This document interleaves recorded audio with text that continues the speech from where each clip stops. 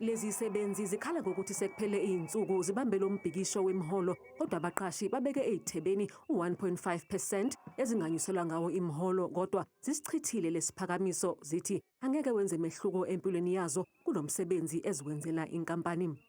They're offering to give 1.5. It's unfair, to be honest with you, especially with the amount of work which we give, with the smile which we give, service which we give.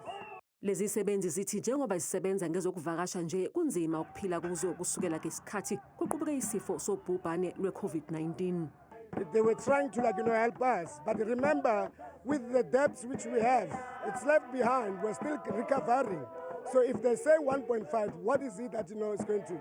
Because we're still recovering. Lezi sebenzi eyishiye phansi umsebenzi wazo zithi ngeke zibuyele emsebenzini abaqashi bengakahlangabezani nezikhalo zazo zemholo engcono.